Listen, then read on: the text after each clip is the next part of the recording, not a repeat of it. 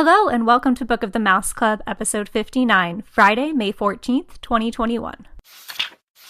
Morning, monsieur. Where are you off to? The bookshop. I just finished the most wonderful story about a beanstalk and an ogre and That's nice. Marie! The baguettes! Hurry up! I'm sorry, but how can one possibly pay attention to a book with no pictures in it? My dear child, there are a great many good books in this world without pictures. I almost bounced clear out of the book. Some bouncing, huh? Come home or make myself known. J. Thaddeus Turtle, Esquire. Have you never met him? You will find his story in this delightful little book, The Wind and the Willows.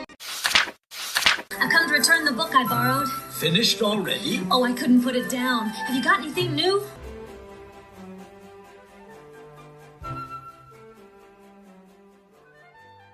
Welcome back. I'm your host, Courtney, and I'm joined, as always, by my lovely co-host, Emily.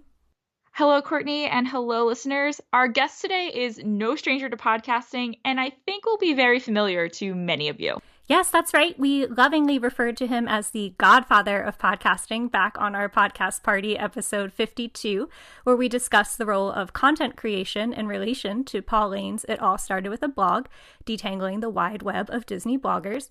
And we're, of course, talking about Lou Mongello, host of the WDW Radio Show. Lou has been a part of the Disney podcasting community for over 15 years, and his flagship show now has over 600 episodes. Additionally, Lou is the author of multiple books and audio tours. He brings the community together weekly every Wednesday with live videos and has many ways for his listeners to connect with him and other Disney fans. And we're so grateful to connect with him again today to discuss his latest book, The Disney Interviews Volume 1. Welcome, Lou. I'm so happy you put lovingly in front of Godfather because I got nervous for a second, but thank you. It was so good to see you guys. Lou, as we said, you were recently on episode 52 for us, but since then, how has it been? You've been back in the parks a lot more. What have your adventures led you to? Usually restaurants. My adventures lead me right to restaurants with a couple of attractions in between. You know, it's funny because I was there again last night, and from the day that the parks closed to the first day that they were opened, and even every time still coming back, there's still something special for me about going into this place. And I think, you know, opportunity from adversity and lessons learned, like, we'll never take it for granted again, being able to walk into a Disney theme park. And I think there's still something special about that place. So we want to jump right into your book. Courtney and I had so much fun reading this. But before we get into the interviews, we want to ask you a little bit more about your writing. You are not a first-time author. So how is your approach to the Disney interviews different from writing your 102 Ways to Save Money for and at Walt Disney World, as well as your other books?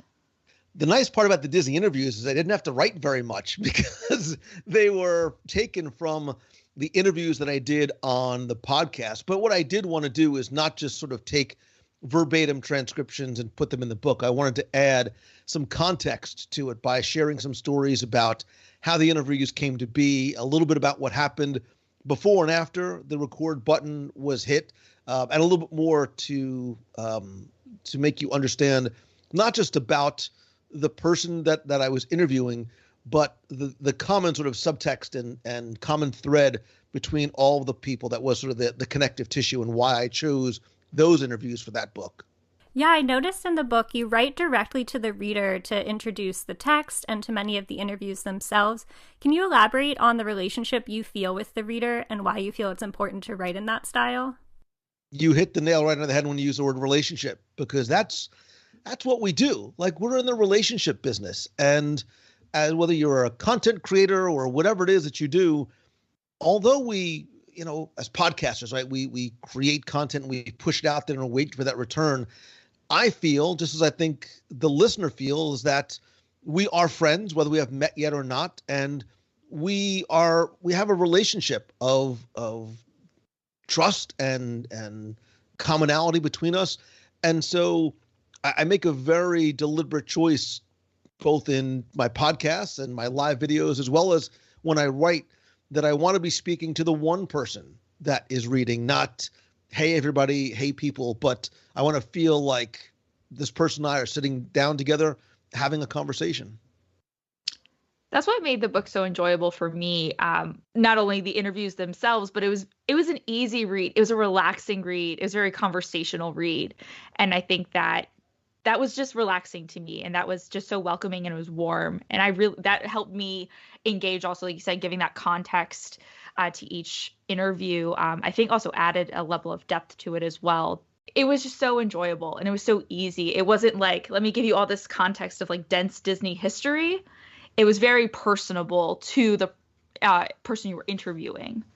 Well, it's very much like what you're doing, right? In the conversation we're having right now, you're not sitting there with a script and a list of questions that all you're focused on is what's the next question, what's the next answer going to be, but it's a conversation. And as nervous as I was for some of the interviews, I will admit, I really wanted, as I do with all my shows, I want the listener, the reader to feel like they are sitting there listening in and really being part of that very casual conversation. We can only imagine how nervous you are with some of those, like Julie Andrews. I feel like we recently just got to interview our first Imagineer, which was Kevin Rafferty, and we were really thankful for that. But we were like doing deep breathing exercises before we called him, because we're like, this is the big one. And like you're checking to make sure everything's recording okay. You've Yes. got like 6 backups of everything. We do that anytime, but it was like the pressure felt on for sure in that Right. moment. We had someone from Imagineering on the line listening in, and you're like, okay, don't mess up. Right. And I enjoyed that in your transcripts of your conversations, you kept like Lou and Richard Sherman laugh, and like you had those little asides that you could easily see how that fit into the conversation. And I was finding myself laughing at the same moment. And then I read Richard and Lou both laughed here, and I was like, oh, I do too. Right, because again, even as a reader, look, the reason why I love podcasting is because of the power of the spoken word and being able to so effectively convey emotion, right? You can hear when we're laughing, you can hear if somebody's mad or sad. Sometimes in the written word, that's very difficult to do. So I wanted to put that in there because remember, for a lot of people, that's their first and only exposure to the interview. Maybe they don't listen to the podcast. Maybe they can't listen to the podcast. So I want them to understand the context of what the conversation feels like. So they get a sense that, yeah, this is a very light, jovial, and Richard Sherman is like the easiest, nicest guy to speak to too. That one made me cry. I was like, Yep. I think I had listened to that one, but you know, it had been a while to revisit, and I'm like, I'm getting choked up just reading this again. So I think that speaks to the power of those interviews and the emotions that come from those conversations. So what you had just mentioned, Lou, kind of leads into what I was going to ask. Every interview was a podcast episode for you on WDW Radio, but what made you want to put them into a book format? What is it that this book can do for your interviews that maybe the podcast version could not? So there were a couple of different thoughts to doing this, right? And none of that have anything to do with, you know, what's another way I could monetize this interview. But again, you know, podcasting, relatively speaking, is still for a lot of people a very new, a very foreign medium. So for me, I felt almost a sense of obligation to share some of those interviews. It has nothing to do with me, to be clear. It has nothing to do with my interviews with them, but some of these people are not here with us anymore. And some of these people shared stories that they may not have shared elsewhere. And having that in one format on the podcast, I wanted to make sure that other people would be able to enjoy and appreciate those conversations from those people if they hadn't had a chance to listen to the podcast as well. I think it's great for the accessibility, especially when you have such a wealth of over 600 episodes. I feel like I started listening probably around episode 450 or so. So going on 4 years, math is hard. But dating back quite a few years now, but there were interviews that, you know, it's a lot to scroll through 600. And I know there are listeners, and more power to them, who have gone back all the way to the beginning. But this was a great way to say, oh, you know, I hadn't heard this interview. Yeah, it was fun to read it, but I would absolutely love to truly hear from that person, so I can see the connection there as well. And that's the hope, is that a reader will become a listener, right? Because it is one thing to read it, but to hear those stories be told in that person's voice to hear their emotion and to hear their voice shake. And specifically, so this interview book, and the reason why I called it Volume 1 was because all of these interviews were chosen because everybody in the book had either worked for, or in the case of Dave Smith, helped to preserve Walt's legacy.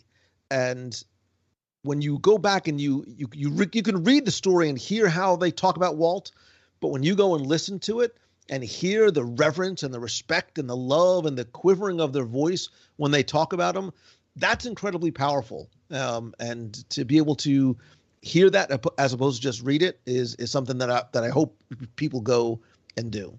Yeah, I noticed the common thread, I feel like, for a lot of these people who worked with Walt up until the end of his life, just weighing on, how that affected each of them individually. You're going to ask a similar question, but you're going to get so many different answers.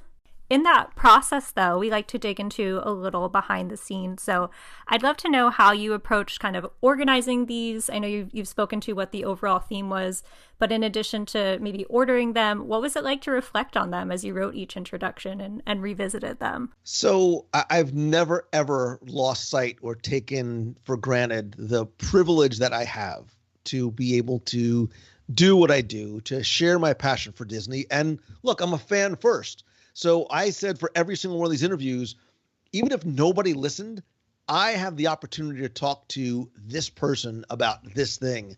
So being able to go back and revisit some of the conversations, especially some of the older ones with people like, Charlie Ridgway, who was one of my very first interviews ever, going back to 2005, 2007, somewhere around there. Or, and this is not meant to be a name dropping thing, but, somebody like a Richard Sherman, who I can see myself all these years later, I can see where I was, what I was doing, remembering vivid details of that first phone call, that first conversation. And certainly when you have the gift of being able to talk to Dame Julie Andrews, you remember every single detail. So it was neat to be able to go back and relive that again. So I like to imagine when you were typing this book, though, you have your podcast episode playing and you're hitting pause and re-listening and typing at the same time and getting to experience this over and over again and revisiting that interview. Just seems so cool to me. Yeah. And so to be perfectly transparent, I did have help transcribing the interviews because I will let you a little in on another secret. Part of the reason why I podcast as opposed to blog is because I stink at typing. My mom thought, and this is a true story, my mom thought it would be more beneficial for me to take Latin in high school than it would have been to take typing. Whoops. Yeah, right. I know. Every part of that sentence just made me the oldest man in the world.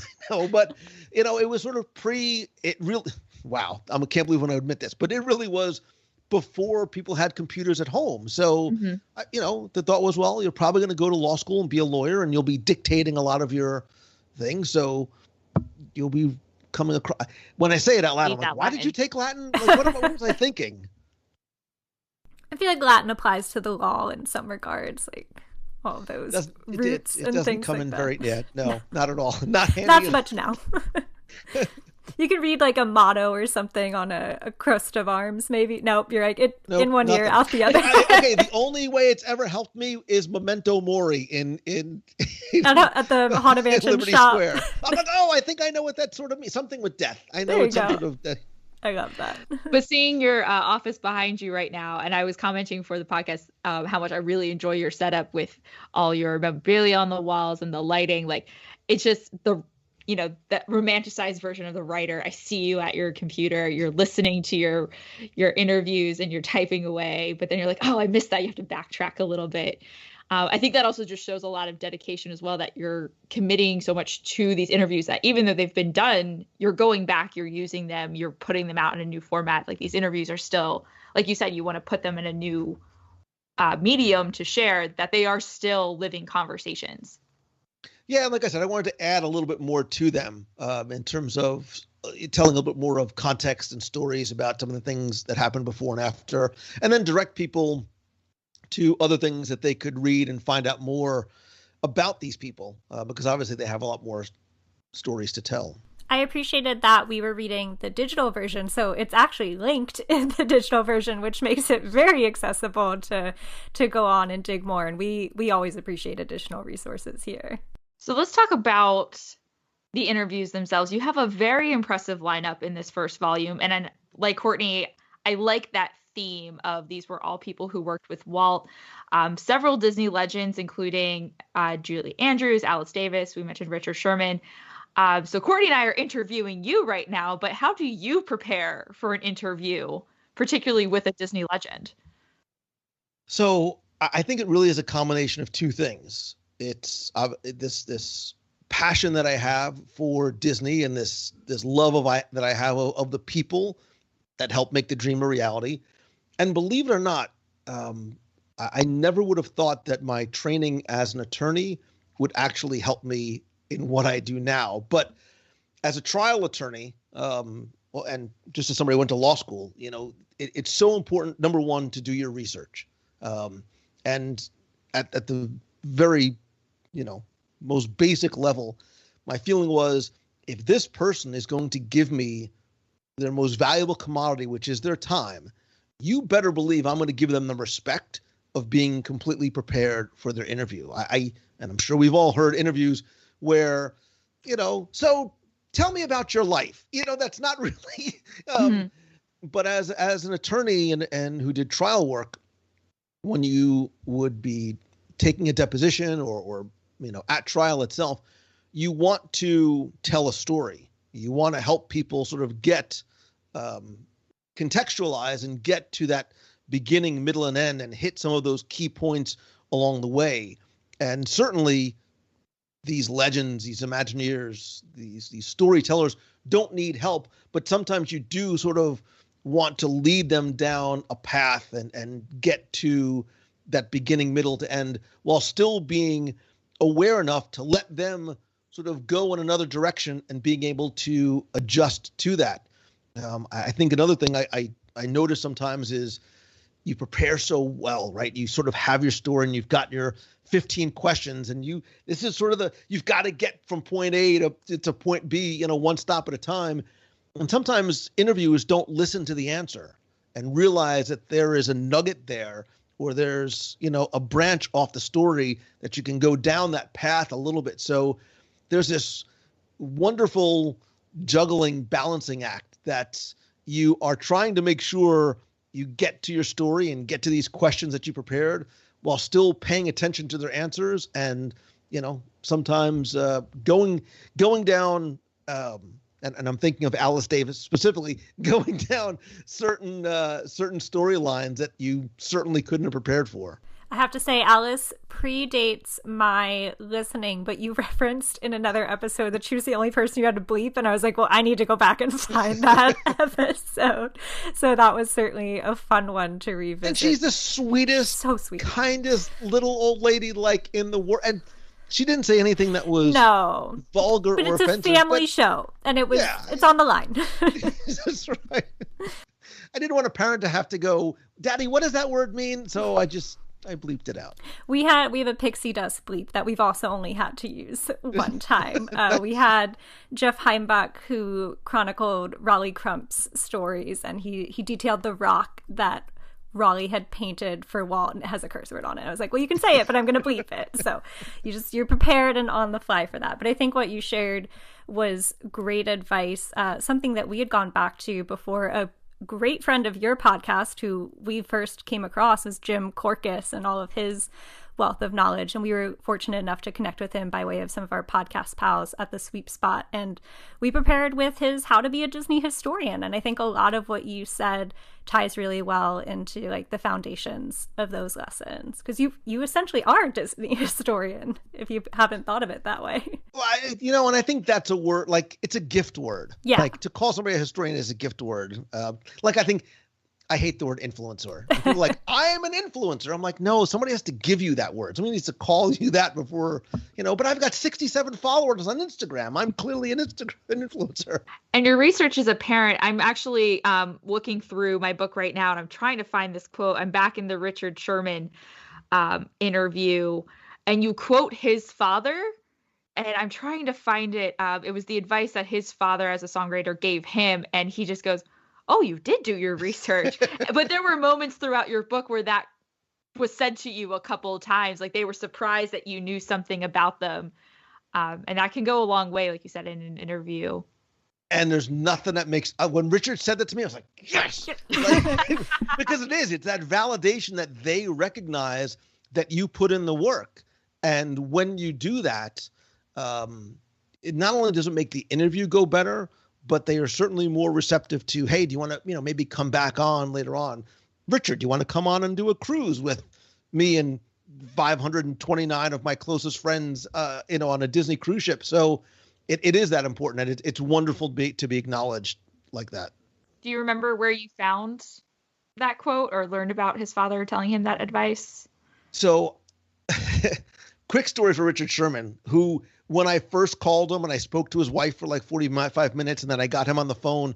Again, this was pre-D23. It was before a lot of these people were sort of in the public spotlight, thanks to things like D23. And he's like, "You sure you want to interview me?"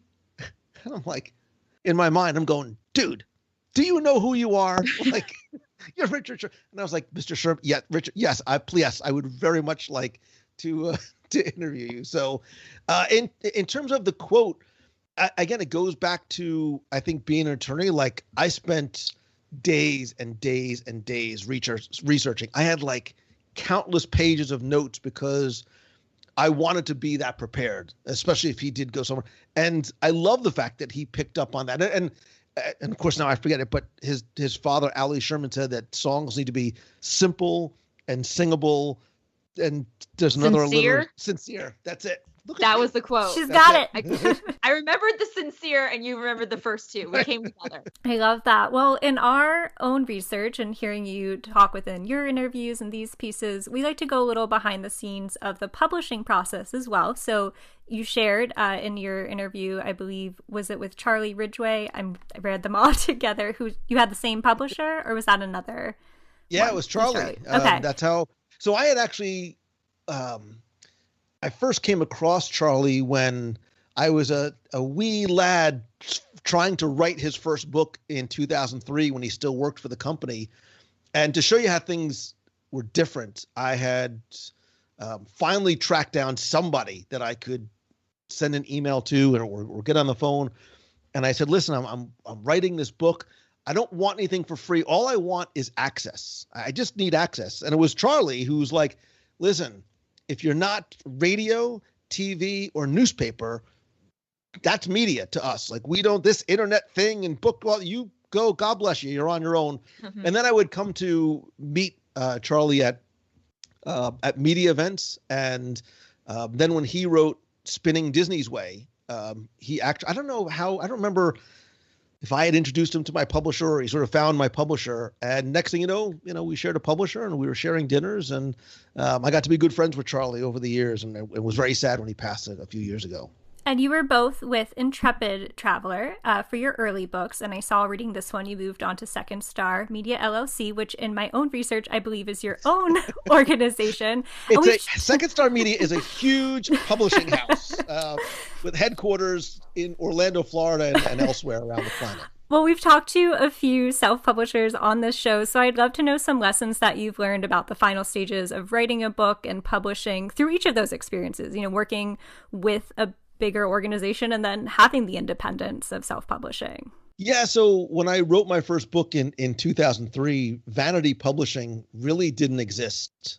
And it really was, called Vanity Publishing. And there was no very simple way to, look, now you can upload a PDF to Amazon and your book can be in the Amazon store in 48 hours. I mean, it thankfully is that simple.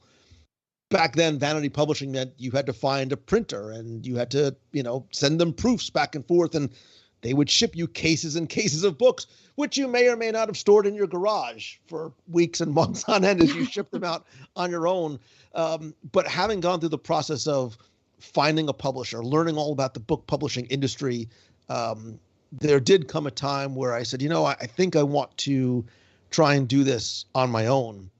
And my 102 Ways to Save Money book was the first book that I had self-published. Again, I wanted the challenge. I wanted to learn about the process. And I liked that aspect of it, right? Because writing the book was like 25% of the process. Getting the book written was really the easy part. Then it was, okay, I need to find a layout artist. I need to find someone to do the cover. I need to learn about ISBN numbers and Amazon, Kindle Direct Publishing, and CreateSpace, and all these different things. It was overwhelming, but it was very, very interesting to find out. And then now all of a sudden you've gone from author to editor to publisher, and now all of a sudden you're the marketing team, and you're the social media team, and you're the customer service team. So I've always enjoyed that aspect of it. It's a lot, but that's part of what fuels my fire is taking on all those challenges. Yeah, I feel like it's nice to go through each step of the process, but have that control. I don't know, I'm very OCD in that regard. So yeah, I'd be fine with that. Just take it step by step. But I certainly recognize that it is probably a lot of work. But I have to say, I really appreciated the layout of this book. It's definitely something that looks beautiful in full color. I was reading the digital copy on my iPad, and it just looked like so glossy in there with each of those. You had your personal photos with some of those guests and interview subjects, and also those throughout the park. And as someone who hasn't been to the park in a while, it was nice to just see the castle again. And I wish I could take credit for the design and layout. I had a wonderful designer that I worked with that I had found online. I mean, that's the beauty of it now, is that you don't have to take on all those roles by yourself, because there are a million freelancers out there who are looking for work, who are incredibly talented, who can help you, put all those different pieces of a very large jigsaw puzzle together. I love the cover of the castle, and also seeing the stage that way. That's what it looks like for my college program. So it took me back looking at the castle this way in its original colors, with the lighting the way that it is, with the Dream Along with Mickey stage. I was like, oh, that was home for me. So we thought this would be a great time for us to share some of our favorite moments from your interviews. And I know Courtney is really excited to talk about Charlie Ridgway. Yes. So and you can feel free to chime in, maybe give our listeners a little in-depth of the background, but we wanted to share who was our favorite and why. And mine was absolutely Charlie Ridgway, because as I said, it was an earlier episode that I had not listened to, but I had read his book a few years ago. But for me, I was fortunate enough to do a Disney professional internship in public affairs, which is kind of the sister organization of public relations. So to hear from someone who almost like founded that side of the company and worked so hard for those media events and iconic moments, I feel like there's some things that wouldn't fly today, like having Donald raise a group of ducks. But it's so great to hear the creativity behind his story. And he had such a long journey that I valued it from having a similar career space. Yeah, I loved that Charlie had seen and done so much over the years. There were times that I sat with Charlie that I wish I had a recorder going, because we would just be talking about something, and all of a sudden he would tell a story about, being here in Walt Disney World in the early 70s. And like you said, some of the more interesting creative decisions that were made that probably couldn't happen today. Yeah, I really enjoyed those Walt Disney World stories in particular. I know you've shared that you grew up coming to Walt Disney World, and Emily and I are both from the East Coast, so it's our home park, if you want to call it that. I certainly have the attachment to Disneyland. It is where Walt walked, but to hear from some of those crucial people who were responsible for, continuing Walt's legacy to open Walt Disney World after his passing, and to kind of think about how do we go about Epcot when, it's this abstract idea of a city, but what can we turn it into something that people would visit? So I'd say absolutely, for any big Walt Disney World fans in particular, there's a lot of great content in the book there. I love that Charlie's not a name that people hear, they go, oh, Charlie Ridgway. I watched him in The King. Like, you don't know who Charlie Ridgway is unless you know who Charlie Ridgway is. And that's one of the things I like to do too, is bring to light some names and people who worked behind the scenes, but whose work was really important. Yeah, I feel like there's the headliners there, like, yo, it's Julie Andrews. We're in for Julie Andrews. But there's several Imagineers who, you know, I might not recognize their name immediately, like someone like Joe Rohde, who's in front of the camera all the time and more of a modern Imagineer. Or I don't have as much of the affinity for the Mickey Mouse Club. Now it's available on Disney Plus, so I can go back and revisit it. But to hear from Lonnie, one of the original Mouseketeers, I was like, I had no idea about his story, and what a charming one. I'd love to read his book now. And Annette's. I was going to say that I think that was one of my favorites as well, because as Courtney and I have dived into this podcast, we have read a lot now in 3 years. And so we are familiar with Alice Davis and Julie Andrews, Richard Sherman. So getting to hear from Bill Sullivan and Tom Nab, Ralph Kent, these were names that maybe I've come across briefly in reading or in a biography, but never really got to hear from them and hear their voices. And that was really cool. Who was your favorite, Emily? Well, now I'm going to contradict myself. It should come as no surprise to our listeners that my favorite was Dave Smith. I love his work. My dream is to work for the Disney Archives. Not new maybe to listeners of the podcast, but maybe new to you, Lou. I am a docent at the National Archives in Washington, D.C. So I have a love of what archives do and the purpose they serve for preserving history and education.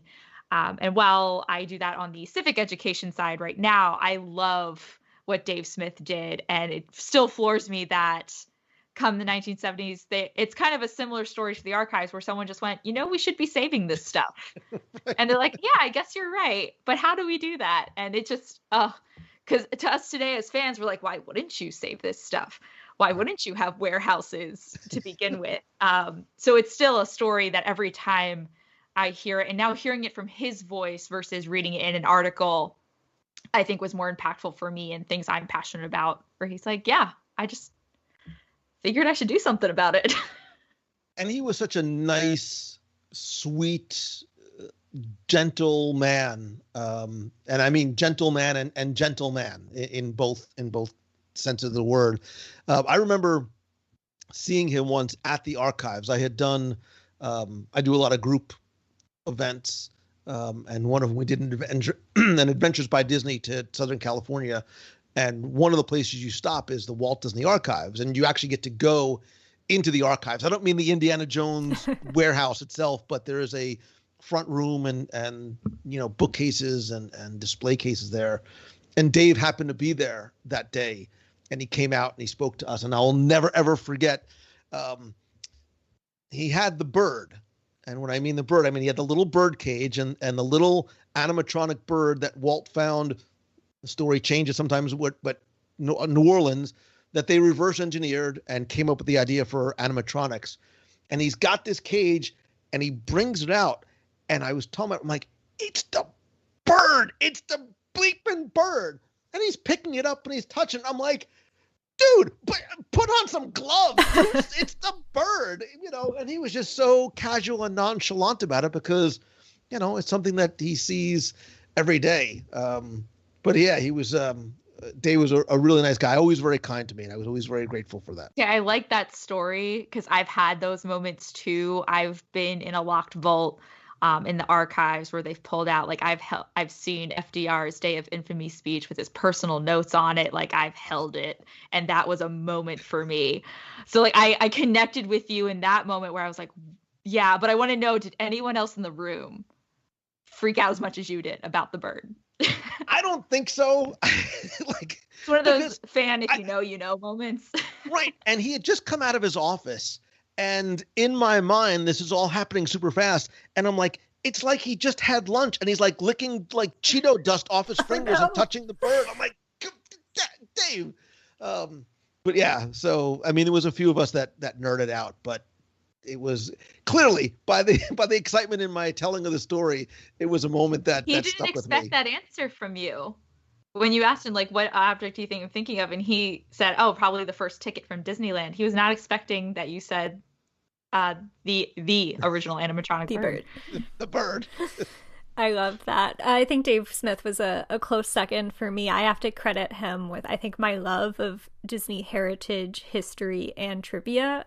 When I was younger, my family subscribed to the now defunct Disney magazine, and I loved the Ask Dave section. Like, people would write in the most random questions, but I would just absorb it all because I loved learning new things. So I'm so glad you're able to carry on his legacy. I have 3 copies of Disney A to Z in my house, so I've referenced them for our show. I still have mine on my shelf. And you know, the Ask Dave wasn't just it wasn't just for show. Like, if you wrote to the archives, Dave Smith would write you back. And I actually got an email a week or so ago with I don't remember the exact context, but he said, yeah, you know, years ago I wrote to Dave Smith and I got a letter in the mail back from him. And he's like, I have a signed letter from, you know, Dave Smith never realized that he was Dave Smith, you know, and sort of what his importance was going to be to the company and the legacy. And that's our PSA for why libraries and archives are great and are necessary in the world. Support your local library. I have one more question before we get into some of our closing conversations. I want to go back to the overall theme of your volume, that all of these people worked with Walt. They had a direct connection to him in some way. And I want to know that, what did you learn?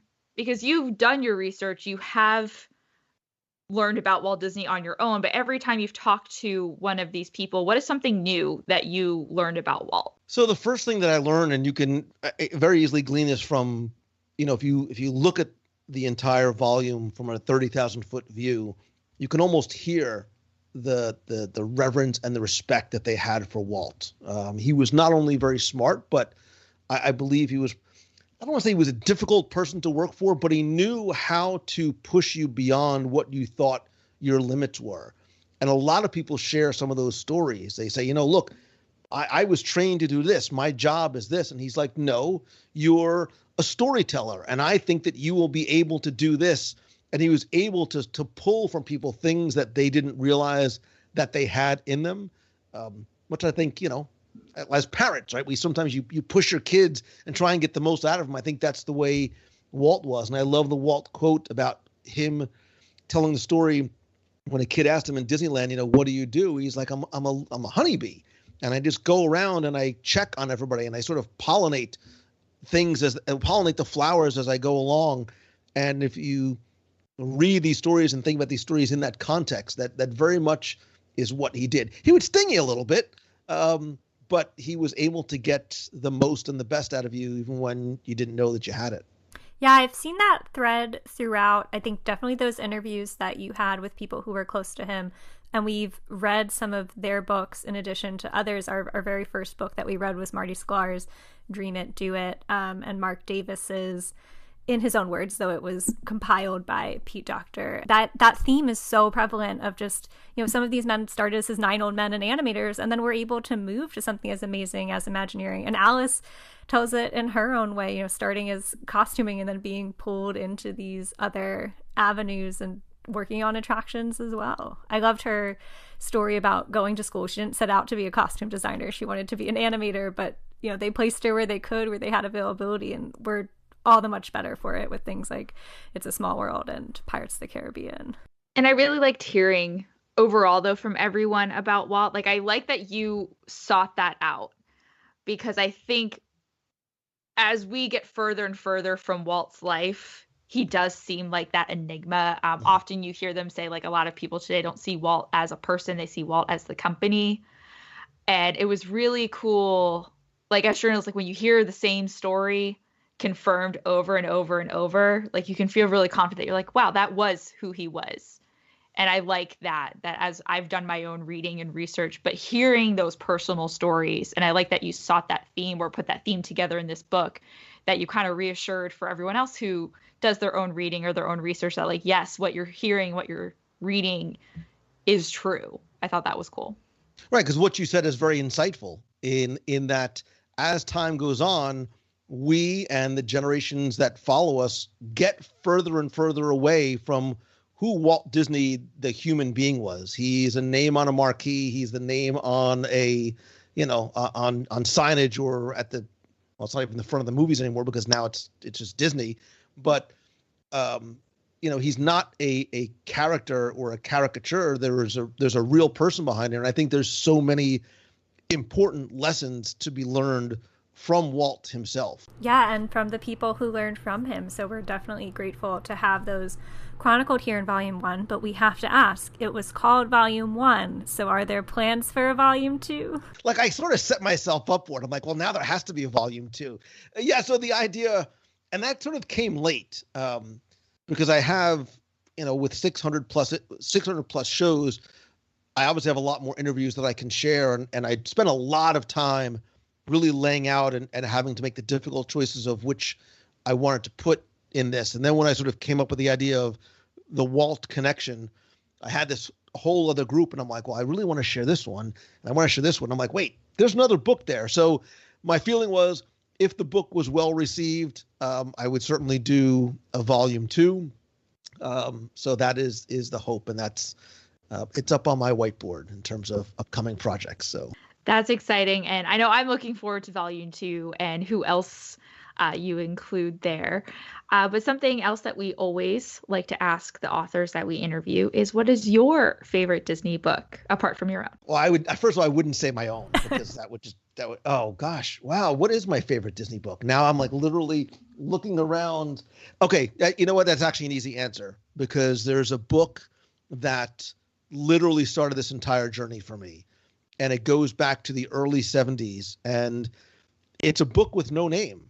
There was actually a very thin, it's probably 12 by 12 square book with sort of rounded corners, like the old shape of the D logo for the old Walt Disney World logo. And it was I think it was maybe called like a pictorial souvenir of Walt Disney World. And I remember getting this as a kid. And as somebody who drove back and forth with his family to New Jersey every single time, once a year, kids, we didn't have cell phones, DVD players, none of this stuff. You had nothing to do but play the serial game, the license plate game, and read. So I read this book over and over. And I remember, again, vivid childhood memories coming back, sitting in my room in New Jersey, reading this book until I had, every page practically memorized. And I can see in my mind's eye pictures of the 20,000 Leagues subs being flatbedded through Tampa and cutouts of articles. And that was the book that fueled my interest and this desire to learn everything I could about this place. But that was always the one that I kept on coming back to. And even as I was researching my very first book, that was one of the ones that sat on my desk as part of my research material. I love that. For Walt, it started with a mouse, but it sounds like for you, it started with this book. Yeah.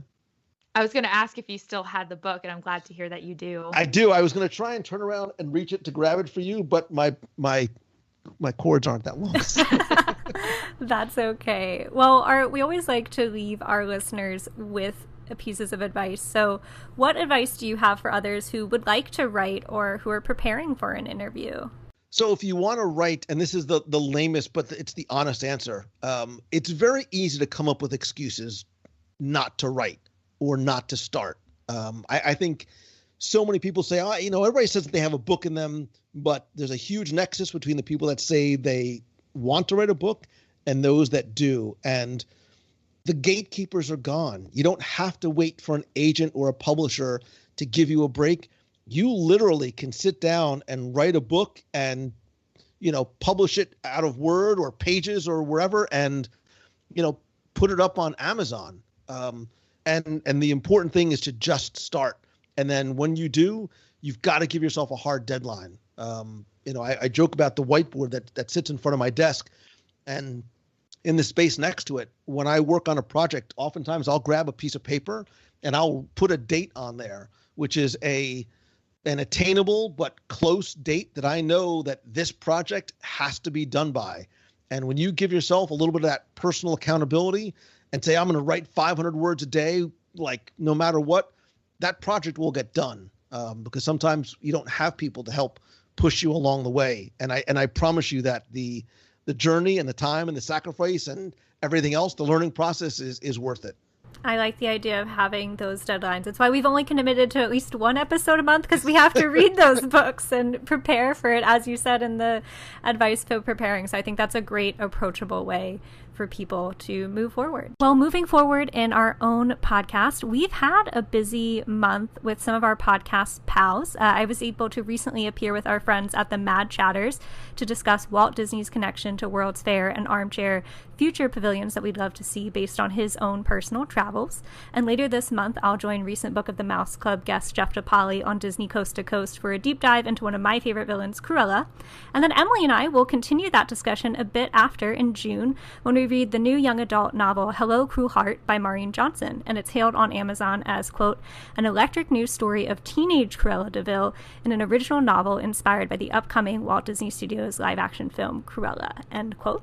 In the meantime, you can keep up with us on social media at Book of the Mouse on Twitter and Instagram, or email us with comments or ideas to bookofthemouseclub@gmail.com.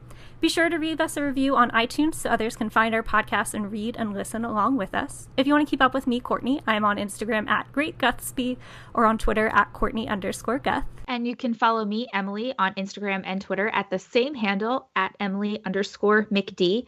And Lou, where can our listeners who may not, they should already be following you, but where can we all keep up with you? You can find everything I do on the Disney side of things at WDWRadio.com, and I am at Lou Mongello on all social. Excellent. And we will have all of that linked in our show notes, as well as a link to your book, The Disney Interviews, Volume 1. We encourage all of you guys to check that out. So on your last appearance, Paul Lane closed us out, but today you are our guest, so you get to do the honors. And we always like to close our episode with a quote, and we'd love to know what you have to share with us today. I obviously have to borrow a quote from Walt Disney. And I think when people think of Walt Disney quotes, you know, it started with a mouse and all. I think one of my favorite Walt quotes, and it's one that I live by, is that a man should never neglect his family for business. And there are many ways and reasons that Walt is an inspiration to me. My dad was my hero. Walt is a really close second. And the fact that no matter how busy he was, Saturday was Daddy's Day, and he drove his kids to school, and family was always of utmost importance. And he worked alongside his brother, even when they didn't necessarily see eye to eye. And no matter how busy we are sometimes, it's really important to remember not just family, but the friends who you consider family, and the people around you. I have to give you major credit. I think that's a Walt quote that I had not heard before. So thank you so much for sharing that with us, along with your interviews, your time today. We greatly appreciate it, and we're so grateful to have you back on the show. Thank you very much for having me. You guys are awesome. And I'm not just saying it because you're sitting here, but you are. And I'm really, really grateful to be here. And Lou, thank you so much again. We look forward to Volume 2 and your future episodes of WDW Radio. In the meantime, guys, thanks so much. Have a good night.